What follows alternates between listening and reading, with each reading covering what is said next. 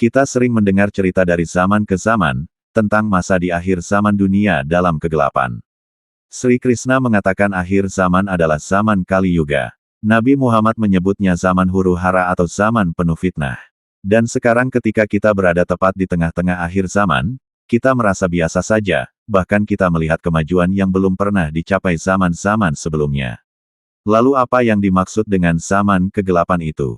Zaman kegelapan yang dimaksud oleh utusan-utusan Tuhan terdahulu adalah zaman yang mana manusia tidak lagi mengenal Allah sebagai cahaya kebenaran.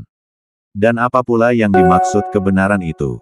Kebenaran itu adalah suatu hal yang terperinci tentang maksud penciptaan bumi dan galaksi-galaksi serta seisi bumi. Sekarang ilmu pengetahuan sudah semakin maju, manusia sudah mampu pergi keluar atmosfer bumi, melayang-layang dengan teleskop yang canggih di masanya.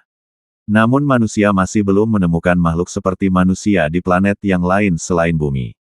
Pada dasarnya hal ini sangatlah aneh kalau kita pikirkan. Bayangkan di tengah hamparan miliaran galaksi dan planet yang tak terhitung jumlahnya, hanya bumilah yang menjadi rumah dari berbagai spesies termasuk manusia. Lalu sempatkah kita berpikir keanehan yang sangat luar biasa ini? Apa yang sebenarnya berlaku dengan semua ini? Ilmuwan terus meneliti tentang suatu hal yang teraneh ini. Dan dahulu banyak yang kita bilang utusan-utusan Tuhan untuk menyampaikan permasalahan ini, tapi adakah kitab atau cerita kenapa kita hanya berada di bumi ini? Dalam cerita agama, ada peristiwa Adam dan Hawa yang berdosa telah memakan buah terlarang yaitu buah huldi. Lalu timbullah pertanyaan kita di zaman peneliti ini. Ada hal-hal yang bertentangan antara cerita satu dengan cerita lainnya.